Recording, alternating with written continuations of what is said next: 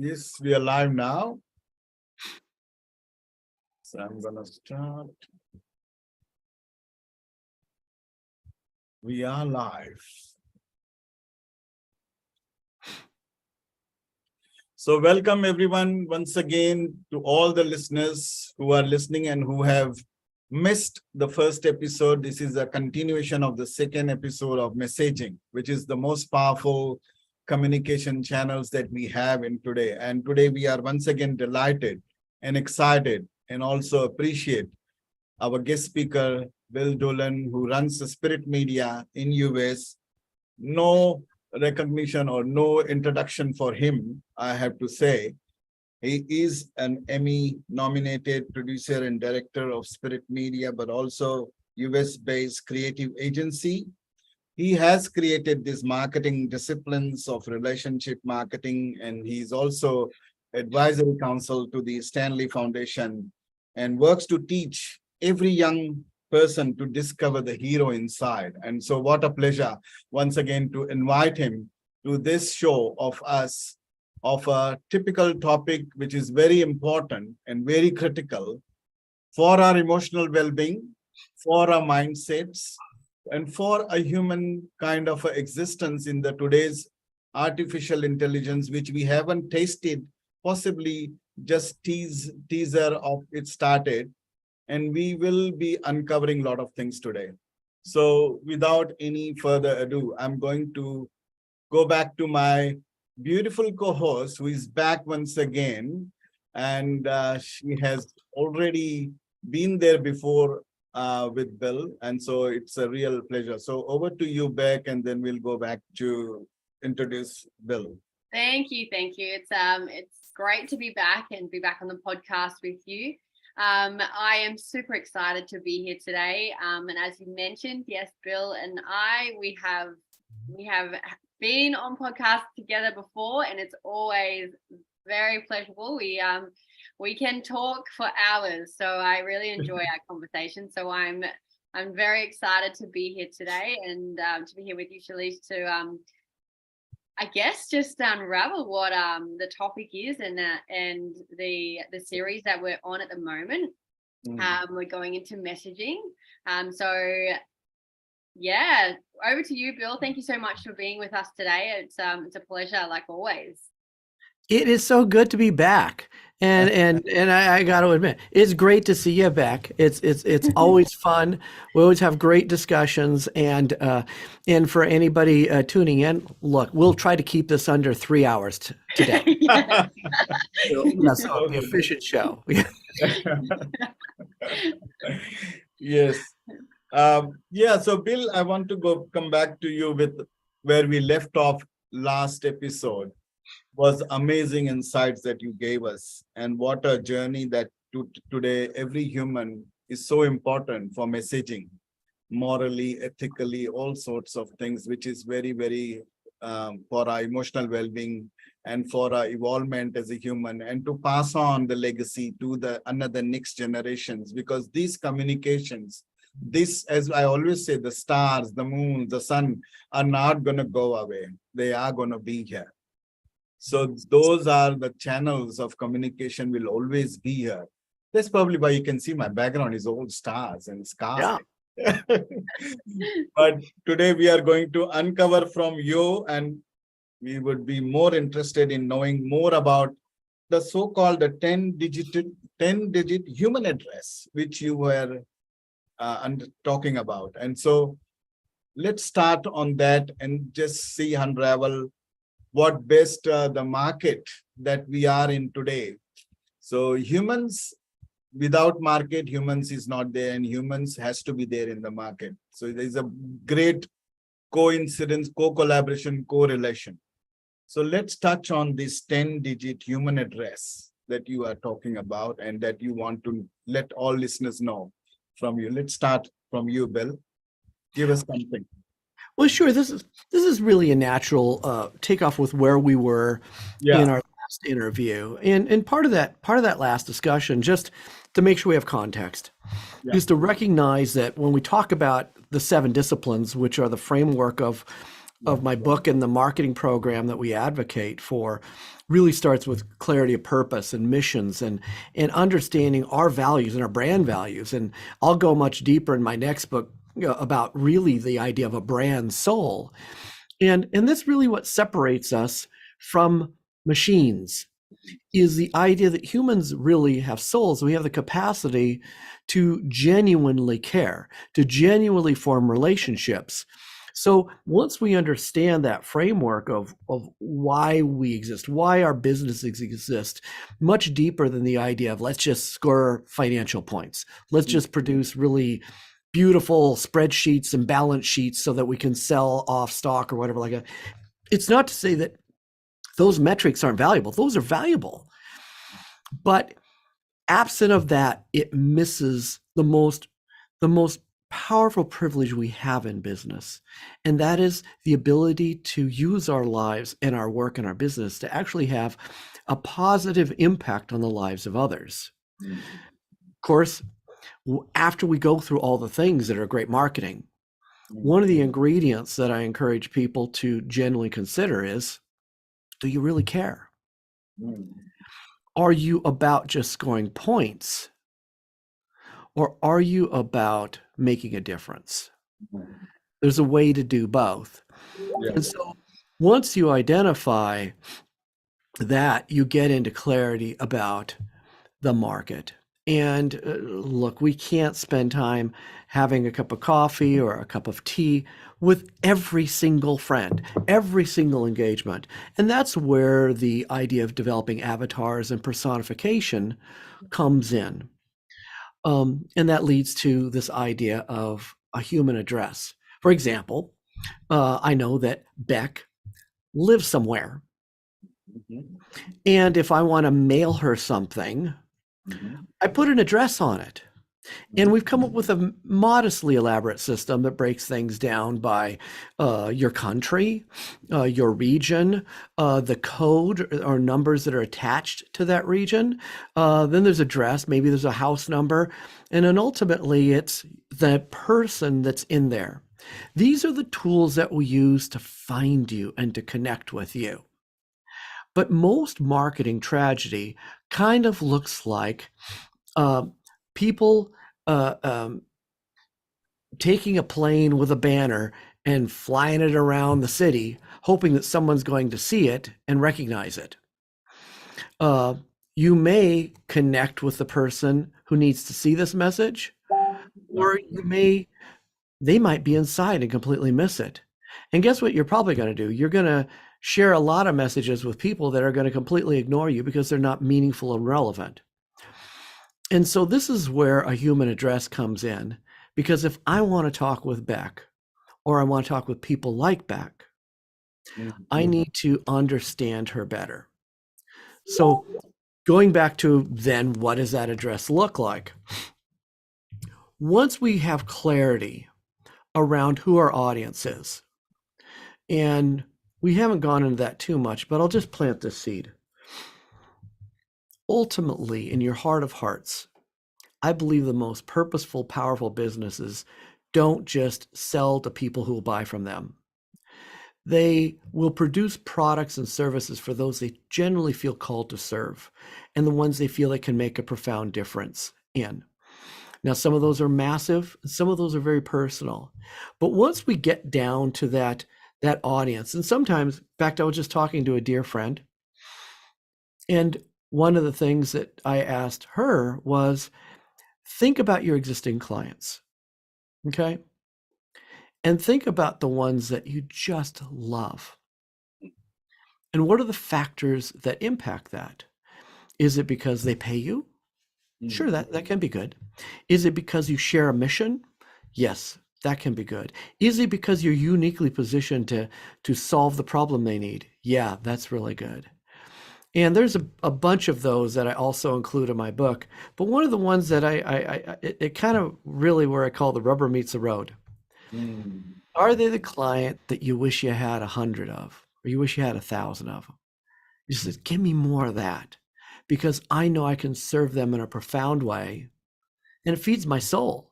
I know I'm operating in my lane that's delivering at an extremely high level, and it is fulfilling for both of us. Yeah. Now, if you've been in business a while, you might have one, you might have two. It's not uncommon to have maybe even 3 to 5 of those over time. And one of the things, sorry, I know you're like, quick, get to the 10 digits. I'm getting there. Yeah. But I'm going to tell you a story. When I was in high school and I was first thinking about getting into broadcasting, I had a friend who worked weekends in the radio station of one of the local universities. And he said, you know what? On weekends, they have an opening slot for young people who have an aspiration to get into broadcasting. And if you would like to be the weekend DJ, I'll give you the slot. Of course, little sidebar. By the way, this is the college where Steve Jobs went and learned calligraphy. So Steve Jobs was a student at the time. I don't know if you ever listened to my show. He never called in. But there's a fairly esteemed university, and I'm doing a weekend show. And the thing about being a disc jockey back in those days is you pretty much sat alone in a dark room. And you'd bring your records, you had all your stuff, and you'd start playing your records. And between the records, you said, well, that's a great record, and here's another song, and boom, they play the next song. And then you'd say, well, that was a great song, and now let's hear another one, and you play the next one. And you continue to play all this music that was important to you to an audience you never met. Yeah. And the radio folks learned a secret, especially those that were in it for money. And they recognized that when you put a DJ in a booth alone, it's trouble because he's going to start talking to himself. Yeah. So they start pairing up for shows, and they would have a banter between then. They realized another problem. They would pay so much attention to each other that their banter was each other. And the audience was still out there wondering, are you talking to me? So the sales team came in and they took an 8x10 picture and they put it on the desk. And this particular station was targeting women 18 to 49. And they had a demographic layout of what that looked like. And they put that picture on the desk and they said, guys, do your show. You're great at what you do. But you see that person there? She's your audience. She's in the room with you. So now as you talk, I want you to look into her eyes and remember that she's important. She's relevant. Think about what she's experiencing right now and include her in the discussion. Play your music and then bring her back in. And that changed the ability of radio stations to focus on core demographics because they finally could look into the eyes of their audience. Now, if you were in my office and you can see I'm getting ready, I'm working on my second book, guess what's hanging above my computer? 8x10 pictures of the people who connected with me in that early stage that said, what you're saying resonates with me. And so as I started to learn more about them, I began formulating what I called this human address. Now, ta-da, here it is. Okay. So get out your pencils and know that everything I have in my book. I walk through the whole thing. I walk through the whole process at 7drm.com. Sorry for the gratuitous plug. But if you go to 7drm.com, you can get it on Amazon and all that. But I walk you through this. And the first is, and this is an easy one, use the win-off formula. It's an acronym. So you start with this. Once you've identified that core audience that you say, I wish I had 100 of those, ask, what is this person's wants? What are this person's interests? What are this person's needs? What are this person's objections? What are their fears and what are their frustrations? Now, these are big deals. And I say that because a lot of times we throw out wants, but just for the sake of clarification, wants is usually a wouldn't it be nice if, or gee, I ought to, or someday we should, boom, fill in the blank. Those are wants. And we have a lot of wants. You know, I want to lose weight, you know, but go down that list. But when you get to needs, these are deal breakers. These are mission critical. These are deadline driven. These, I could lose my job if I don't do this. And they really tie into kind of some bonus things that if you really wanted to simplify it, just ask, what is a deal maker and what's a deal breaker? What is it you bring to the table that will, boom, close a deal? And what do you bring to the table that will say, no, we're not doing it? And to know that of your audience, like I'll just say, we've done things with, we do messaging all the time for our clients, and it's not uncommon that a deal breaker is usually a physics thing. We don't have the budget. We don't have the capacity. And it can be that once we do the deep dive, we say, you know what, we really don't have a need. It sounds good. It would be nice. We don't have the interest. But then once you've moved past that clarity on the wants, interests, needs, then there's some basics that are natural to all marketing. And that's demographics. Remember that radio station? And they said, look, there's women 18 to 49. Chances are they're married, they have children, they drive a minivan, you know, whatever those features are, that she has to take her kids, she works, or she don't work, don't know, but she's got to get her kids to soccer practice, you know, or a rugby practice or whatever it is, you know. And so once you get that sense of it, you can go, okay, here are the demographics. And demographics are your classics. What were their age? How can we define, to the degree we can, their gender behaviors? Can we get clarity about their income, so we understand where they live, geographical features. There's demographics that can shape the marketing and give you insights into who they are, where they are, things like that. And then there's, of course, what I call psychographics. What are the things that drive that person? And if you're in business, especially, I like to use an old tool called the DISC profile. And it's one that I don't have to go up to a potential client and go, hello, excuse me, would you take this test and give me the results? I can kind of read it, because some people are what we call drivers. It's like, let's get it done. And guess what? If your business model is not, I'm going to show you how to get it done, the connection is going to be missing. And then there are people that are crazy expressive. You know, Shirley, Beck, how you doing? I love you. Let's talk about the kids. Let's talk about family. Let's talk about what and like, okay, they want that relationship. They want that connection. And that's a really important part. They're very expressive. Sometimes they don't shut up, like me sometimes. Yeah.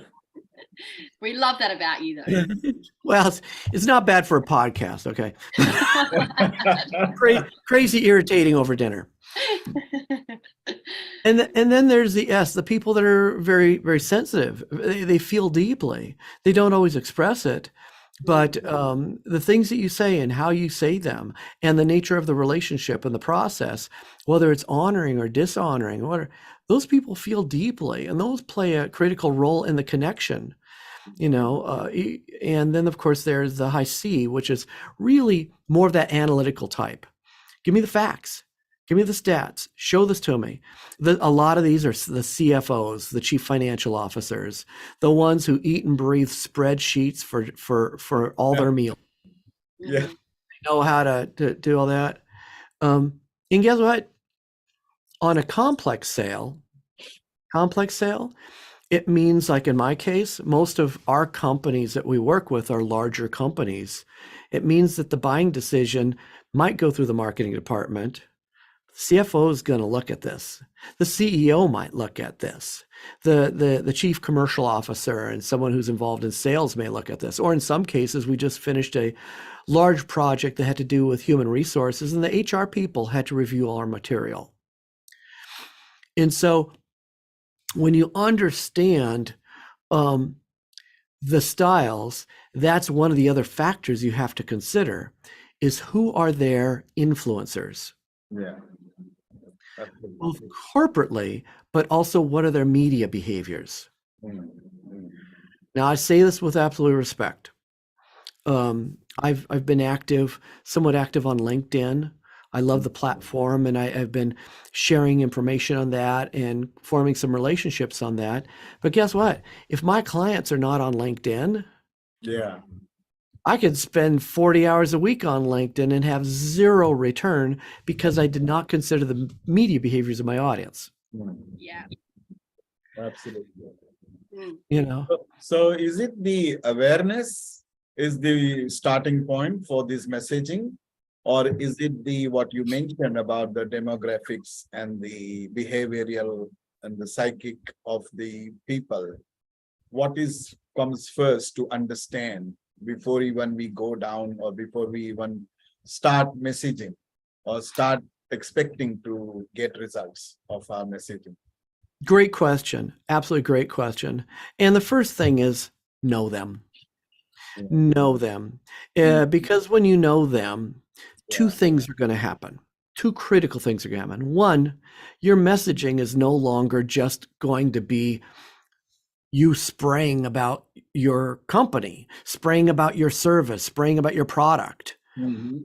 Mhm. Your messaging becomes a love letter Yeah, absolutely. because it's a love letter that says, guess what? And I'm looking at Beck right now. Beck, imagine a letter that came from me, message that said, Beck, I care about you. You are genuinely valuable and you're an incredible person that has so much potential. And I believe you are born and destined for greatness. And maybe if I were selling something, I might say, one of the things that I think would really contribute to your life is to be able to give you some more tools to really help you grow in that space. And blah, blah, blah. Maybe that's my pitch. Maybe that's what I say. It's not because I want to get in Beck's wallet. Mm, mm, It starts with, I care about Beck. mm. And so because I know Beck, I'm thinking about what's valuable, what's meaningful, what's relevant. And also, and it comes down to the three reasons that people buy. People will buy from you because you will provide transformation that they are seeking. Yeah. Number two, they are looking for a solution. Mm. You know, they want you to provide an outcome for them. And that outcome is usually is one of two forms. That outcome is to help me achieve something that I aspire to, Mm. or to relieve me from something that brings great pain to me. Yeah. Mm. You do that, and you understand. And if I were to go to Beck again, and I say, Beck, by the way, I'm really excited to share with you this new trash compactor that I think would be really good for you. You're going to love trash compactors and things like that. And Beck is going, I don't need a trash compactor. You don't know me. Yeah. Yeah. You're just trying to sell me. Yeah.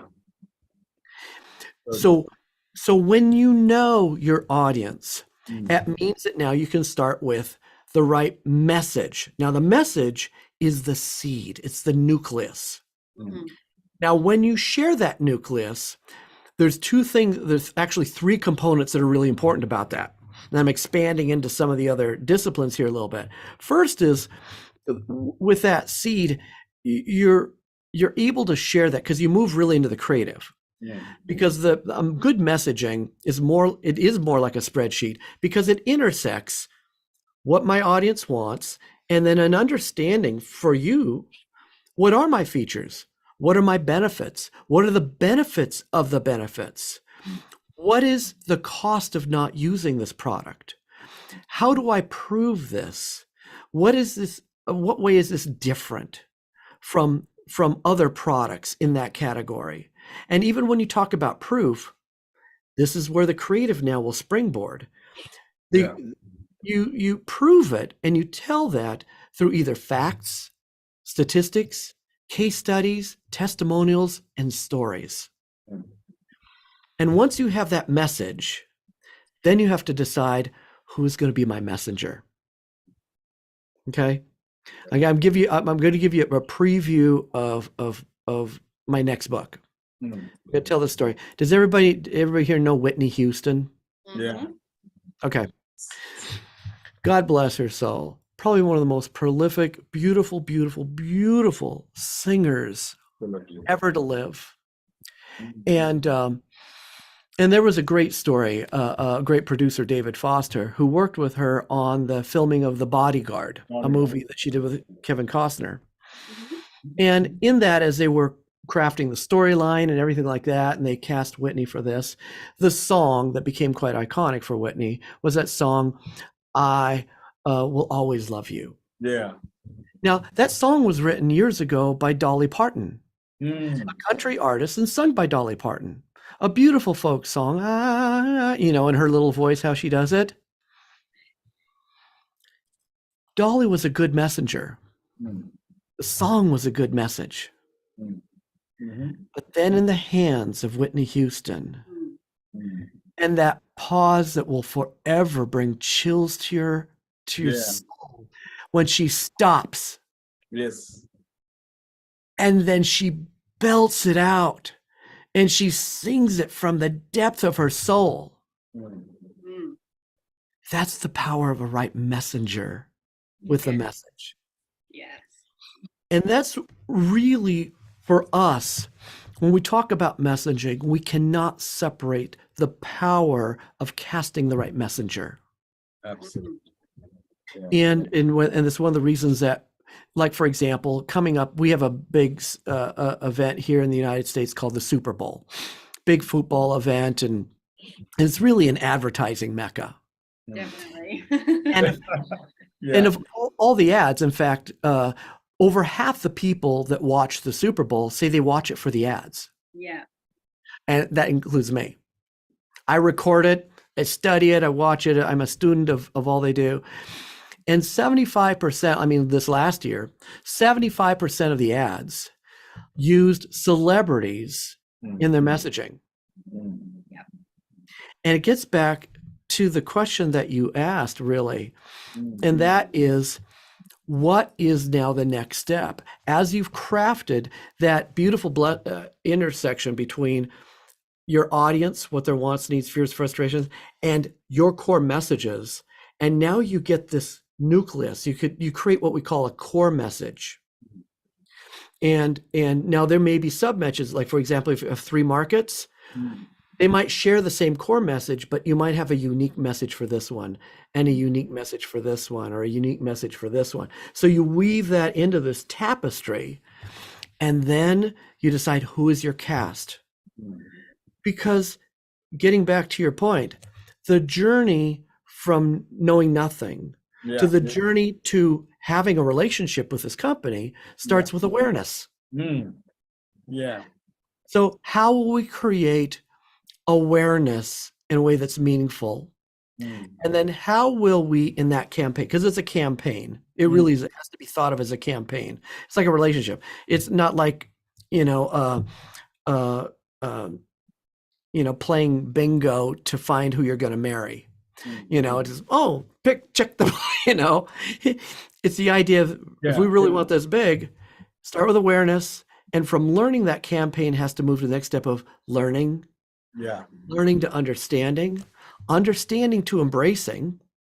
And somewhere in there, you're going to find an intersection where you say, this is either for you or not for you. Right. And I care enough about you to make sure this is the right fit. Right. Because I care about you. I care about you. I'm accountable to my shareholders. I'm accountable to my profit, but I'm accountable to do things that are going to make a lasting difference, because I don't just want customers. I want raving ambassadors. Yeah. Yes. Absolutely. And from that embracing, you move into buy-in, and buy-in into action. Action, you now bring them into the boat. You serve them a way that they cannot stop talking about you. And now you have started your army of ambassadors. And taking this messaging to the next level, great messaging isn't just something that you say. Now what you do is you create, instead of a customer relationship management program with a CRM, Yeah. Be deliberate about creating an ARM, an ambassador relationship model. And in that model, you not only continue to build that relationship, but you arm your ambassadors with messaging and resources that help them to share you. Absolutely. And that's how movements are made. That's Yeah. not just marketing, that's movements. Yeah. Yeah. Yeah. Yeah. So simple terms can make completely become a movement. Yes. I could understand from here. Yeah. Like This is a crazy old TV director figured it out. Anybody can do it. absolutely, absolutely, Bill. This is great insights. So, what would you say in terms of this messaging which you were talking about? Yes, beautiful awareness, and then you need all these information resources, everything we have. But to use is the key. How to, where to, and how effective it will be. Do we have a perception before we use it that I want this, or expectation before we use it when you use these tools? What would you say on that? I think it's Yeah, absolutely critical. Absolutely critical. And it does go back to that very first discipline. yeah, When you get clear about your purpose, and out of that purpose pours out missions, yeah. some of those missions are strategic, some of those are tactical. Mm, And when you understand, again, using that human address, mm, you understand their buying journey, you understand their media behaviors, mm, mm. you start shaping a program that serves them and honors their buying process and doesn't make you push your selling process on them. That's, I mean, gosh, I mean, I think we've all been victimized by people who try to push their selling process. It's like, how many times do you say no? Yeah. Mm. And how many times do you realize that every time someone tries to push something in their own model, it is destroying their brand, just destroying their brand. So once you've thought about that from a mission standpoint, and you've really understood their buying behaviors, their buying journey, you can start shaping the model. And it's really twofold. Mm. How will you leverage ambassadors Sure. to go on your behalf? Where does that fit? And some of those ambassadors, I mentioned the Super Bowl, is do they become spokespeople? Do they become people who use the product? Do we talk about product? There's so many complex ways that we can do it, and they can be very simple, as much as being out there and making a referral. Like today, I just so thankful. A client that saw me years ago after I had done, I talk about this in the book. I did this project in branding President Obama's Winter White House when they were in Hawaii. I branded this project and it went national, went international. And so we got a little notoriety for that. He found me, said, "Hey, want to hire you to help us do this." Mm. Well, years later, he's calling me. He's launched a new company and he's got 2 more companies. He says, "I want you to do for them what you did for me." Mhm, mhm. And of course, he's not doing it. Keep in mind, referrals and viral elements do not come because, oh, I'm going to do you a favor. Mm. You've got to be so good Mm. that people want to share you because it makes them look good. Yes. Absolutely. It makes them look really smart. So when you consider that the ambassador role, and then you think about the tactical role, and it's so important. It's one of the reasons that we don't take on just any client, because one of the early questions I ask is, what capacity do they have to execute? Because there's a lot of folks out there that are putting together beautiful binders of strategy that never go anywhere.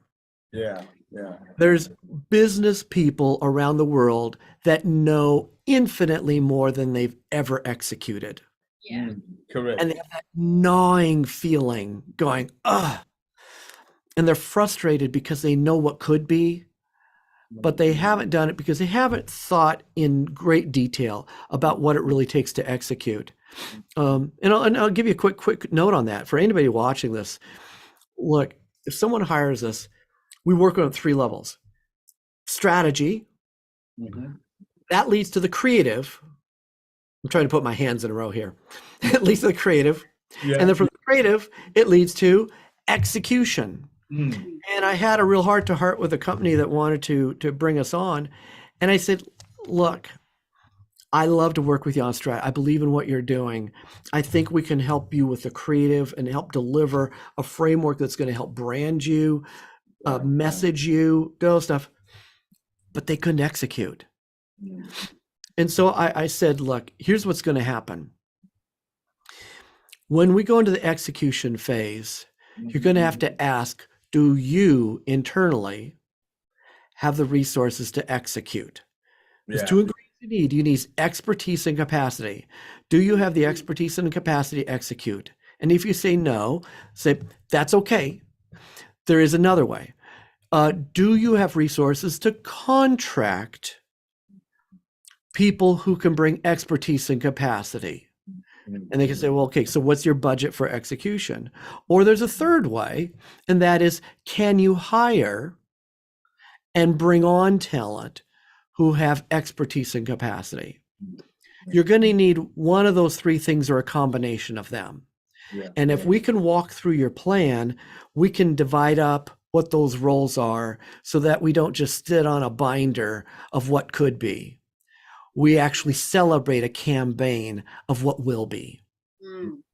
Yeah. No, beautiful. Yeah. So in terms of the topic that today we are having is the market. Is people talk about what's your reach or what's your audience. And when it comes to market, like, okay, how much can you reach in a market and which market are you going to reach? And so what is market is a term where it is used quite frequently, but what is market for you and for your product or your service, and what is market for others could be different, right? Very different, very different. Can you throw some light on those? Like when people listen to you and listen to this conversation that, just because there is a market out there doesn't mean it's there for you only. And that's where I think the mindset needs to be very awareness, which we were touching on, about awareness, about the demographic, about the psychology of human, all that stuff. So throw some light on that, Bill. What would you say about the market as a whole overview for every audience who are listening? They may be having different businesses. They may be offering different services. And how do they touch on those markets? What is their kind of thing? Well, those are fabulous questions, and they're very important strategic questions. And the level at which you need to dig into it obviously is impacted by the size and the scope of your market and who you're accountable to. When I'm working with, for example, global, like publicly traded companies, they're accountable to shareholders. They have to have a very deep understanding of their market. And there's a term that's commonly used in that space called the TAM. And the TAM really stands for total available market. Wow. It's usually a global statistic and one that we can look at and say, okay, based upon this particular product offering, the total available market is this. And there are research firms, ways you can get it. Number one is if you've been in the business a long time, it's amazing how many people I work with that I would say they have brilliant institutional knowledge. They've worked with the buyers, they've worked with sellers, and there's also a difference between B2B and B2C. I know we all say it's human to human, which it is. Yeah. But there's a dramatic difference between a B2B model and a B2C model. And how you have to be accountable to both profit, bottom line, your cost of goods, your distribution strategy, all that stuff, and in your exit strategy. Every company, most companies I work with have an exit strategy, or at least a next phase strategy. Maybe they're public and they're really looking at being acquired. Maybe they are not quite public, but they're thinking about doing an initial public offering. Maybe they also want to be acquired. I was talking today with a company where we had set some goals about where they needed to be and what their EBITDA, their earnings before interest, taxes, depreciation, amortization, and what that multiple might be in that market. And so to be able to make that calculation, you've got to do your homework. And there is I think, some public research that will give you a sense of total available market. And there's some public research you can do on total available market. I think there's institutional knowledge. And then there are, I would basically call it, depends on what you're trying to do. I mean, let's face it, not everybody's trying to take over the world. Yeah, exactly. We're trying to make a dent in the universe. And when you look at the sheer volume of activity, especially in advertising and marketing, all those different spaces, digital marketing, there is so much business. And I'm a big believer that I don't have to steal my business from anybody. I want people to grow. I want people to prosper. I want people to serve their clients well. I don't need to steal from you. There's more than enough out there that those companies that are looking for the unique gift that I can bring to the table, that if I show up, that's a big key. If I show up, create that awareness, relationships are born. And so you have to think, if you're a big company and a big company's watching here, guess what? We got to do our homework. We have to spend some money on total available market. And by the way, with that market, we set strategic corporate goals that have to do with what is our target market share? How will we compare that to the competition? There is metrics that have to go against that, especially, let's just throw it out. Let's say you're in soybeans. You know, I'm not soybeans and I'm not intimately familiar with soybeans, but I will guess there's a limited amount of soybeans in this world that can be grown and consumed, and there's a market for those that fluctuates. If you're a soybean farmer, you're hoping to get your market share. Okay? Absolutely.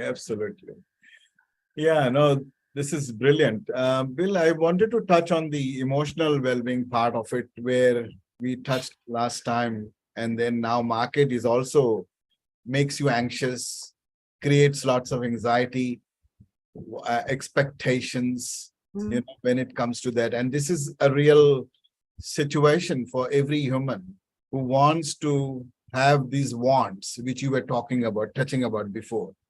Wants, the interest and the needs that you were talking about, which is to me, I figured that it's win, WIN. Luckily. So if you want to win, you should have wants, interest, and needs, isn't it? Boom. That's what I took it out from there. But when it comes to emotional well-being or emotional mindset and everything, that really, because these are the things that drives the business, these are also the things that drives your emotions. These are also the things that makes you excited or anxiety, and creates lots of chill in you. So when it comes to managing this, as you said rightly, that there is abundance in the universe, but we have got a mindset like a human behavior. No, this is only for me, or this is very short and I need this and I can't part this, I can't distribute this. You know, for all the listeners who are listening, this is brilliant what you are actually giving us a great insights. And I really now understand what's marketing is so simple, but we humans have made so much complicated, saying that, no, this you can't do that, you can't get it, and it's not enough. All of those things, which contributes a lot of grief for our emotions. Definitely. I just want to jump in before you answer that. Like, this is Yeah. for me because this isn't a topic that I'm very familiar with, so I haven't really been jumping in, but there has been so many I guess gold nuggets land for me now because of this, just being able to understand it in a more simpler way. And once we break it down, we don't need to be overwhelmed with it all, and just understanding who our demographic client is that we are targeting, and again that there is so much business out there to be made, and there is so many people that are looking for the unique marketer or business developer to work with, which it can be so simple and assist in the emotional well-being of of progression in your business. Yeah, absolutely. So, our emotions are so much like they can multiply, just like the market multiplies, just like the money multiplies, our emotions also multiply. And to do that, to manage that, you have got some brilliant kind of a mindset that you need to have and understand the awareness. The terms that you mentioned was some brilliant, like, I like that term. What do you mention about the ambassador ARM? Let's CRM and ARM. It's amazing. And same as the TAM, which is total availability market. It's brilliant, And this is what is the insights where creates and whether space or vacuum in our emotions. Just by using these words or just by understanding these terms and words, that you don't have to be overwhelmed, overstressed about your marketing strategies or about the creativity that you can bring to your own self.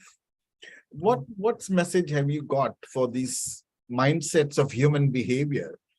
And because I'm talking purely on a perspective of emotional well-being, that people get overwhelmed, overstressed, over anxiety, and that can lead to lots of anger, frustrations, those kind of things. Yeah. Well, I think, you hit on a really important area. And I think one of the things about what we talk about with the 7 disciplines and in our approach to marketing that's different Yeah. is that we ask people to genuinely care. Yeah. Because the idea of having a personification and knowing your market and crafting messages, that's not new. What's new about it is that most people are only willing to do it enough to get the sale. That's right. And ultimately, what we're talking about to create movements, yes, is to create ambassadors, and it's to more than to create a transaction. It's to delight. It's to create a friend and ambassador for life. And, when you think about it, relationships, while they are the most natural and one of the most beautiful parts of the human experience, Absolutely. also some of the most difficult parts of the human experience. Yeah. I mean, how many times do 2 people who genuinely love each other leave each other? Yeah. And they leave each other for a number of reasons, but some of those reasons have to do with I don't feel loved anymore. I don't feel heard anymore. Those things that you did to create and stir that first part of a relationship that meant so much, you don't do anymore. You did everything that was necessary to get to a certain level in the relationship and you stopped. Yeah. And the relationship has now drifted like 2 people who lost their tether in space. It just goes away. Yeah. And we let that happen because being tethered and being caring and thoughtful, and especially the idea that, look, people change, needs change. Absolutely. It means that you don't just decide one day, oh, you're this, therefore that's what you're going to get. It means I listen.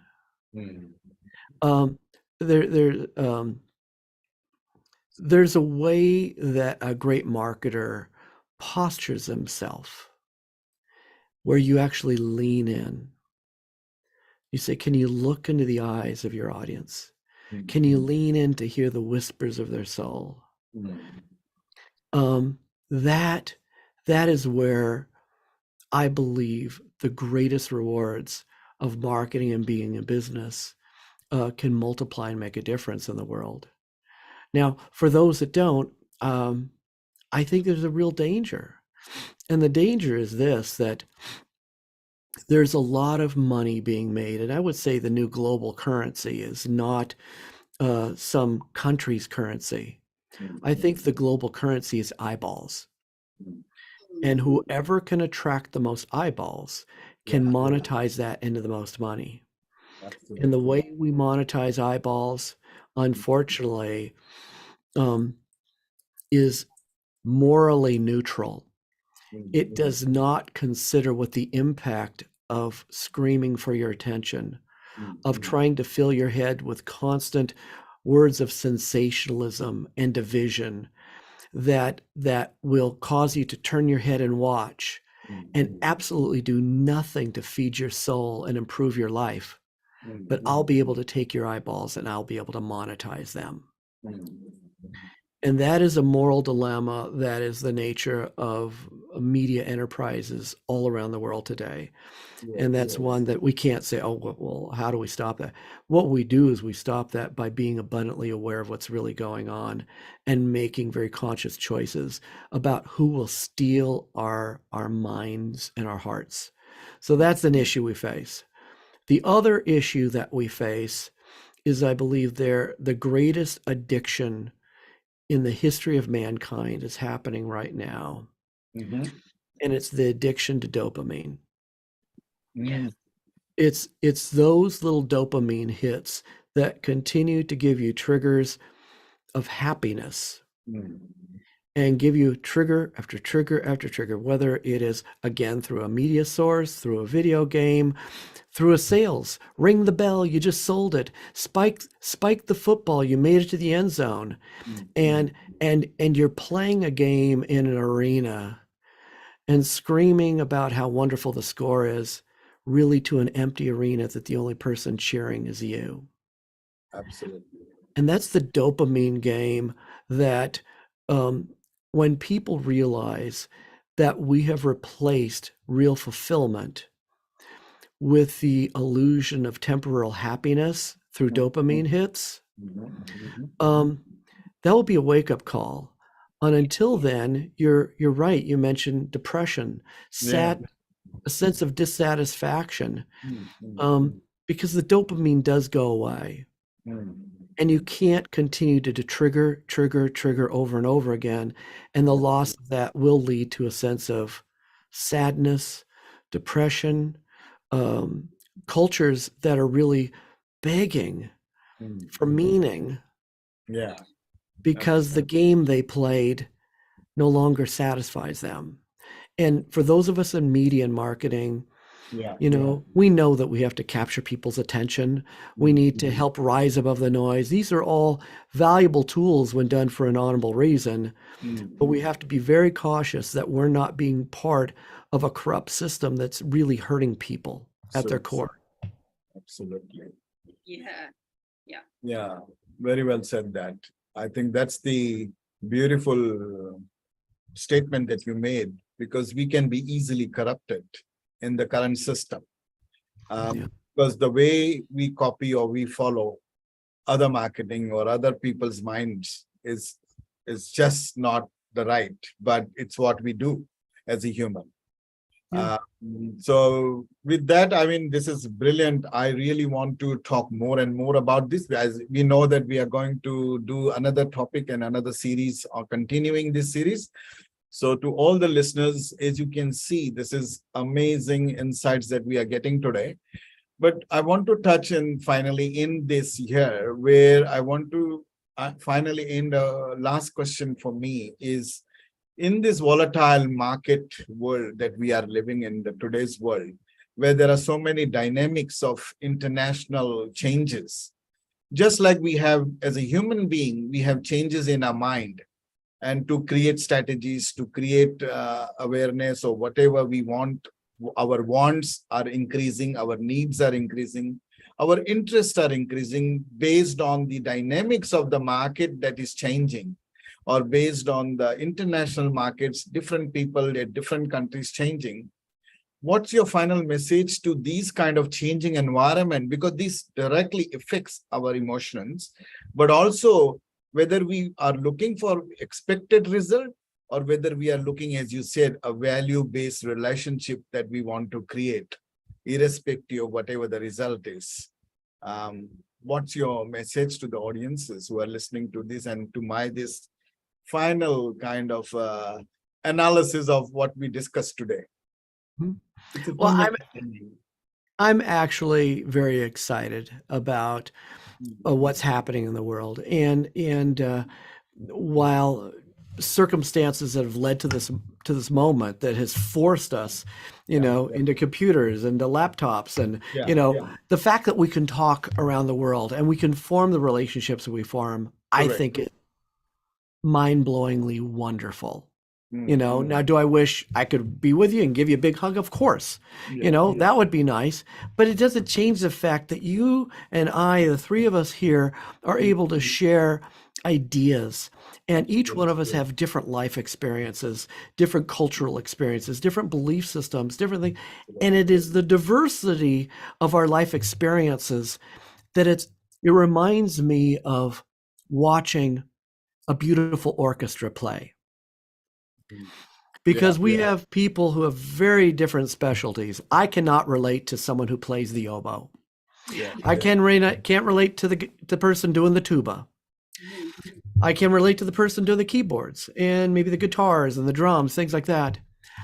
And while we all come with these different areas of expertise and different ways in which we look at the music of the world, I do believe that at our heart, we play off of one core piece of sheet music.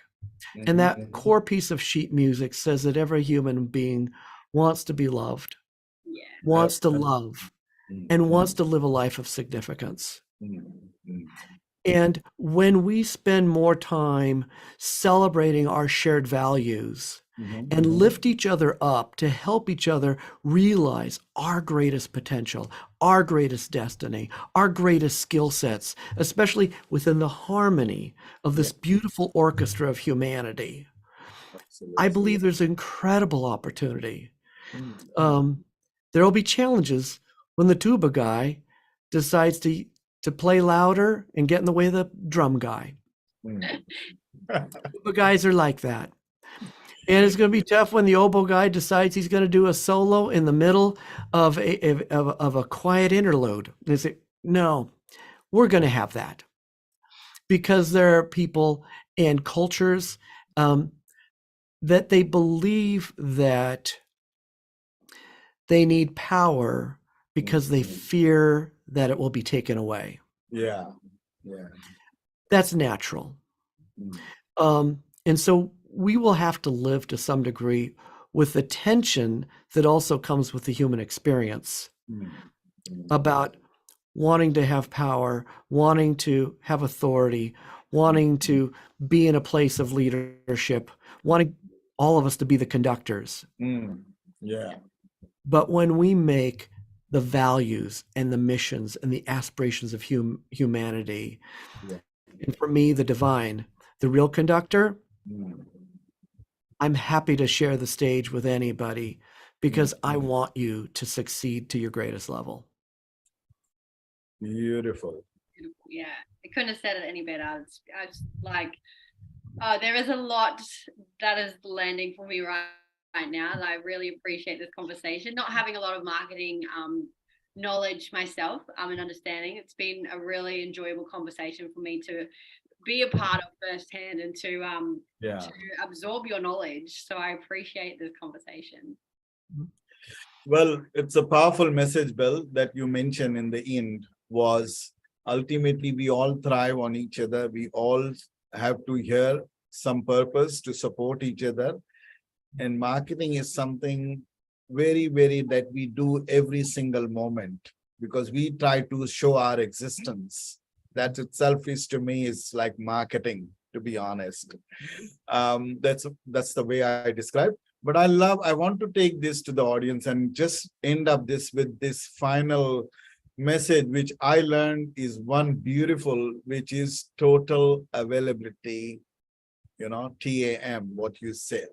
Hmm.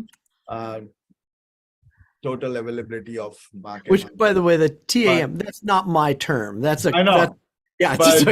But whoever has created, we really love that. But also I love the wants, interest. I want to stress this to all the audiences. Look, WIN stands for wants, interest, and needs. Now I learned today something. So if you want to win, check your wants, check your interest, and check your needs.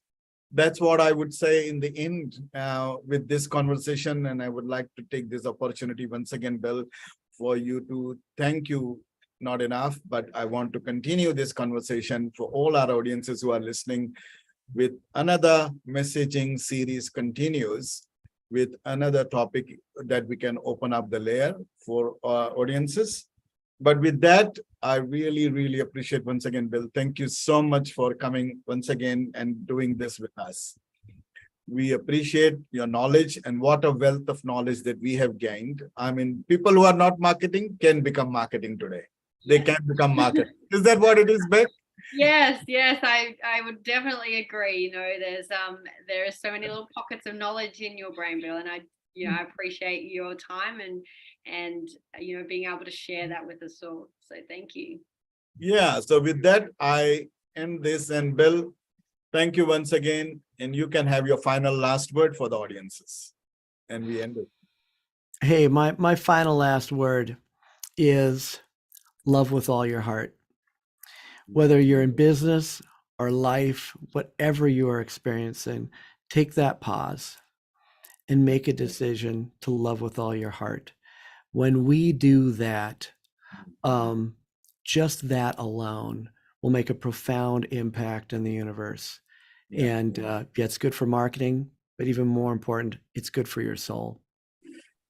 There you go, audiences. Love you all. But we have to leave you now, but we will come back with more love. Thank you so much, Bill.